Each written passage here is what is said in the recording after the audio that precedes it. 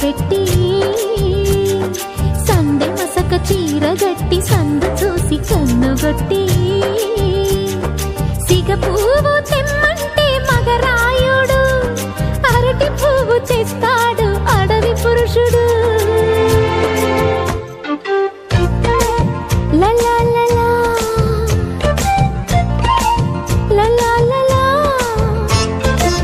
సందమామ కంచ పెట్టి సన్నజాజి బువ్వ పెట్టి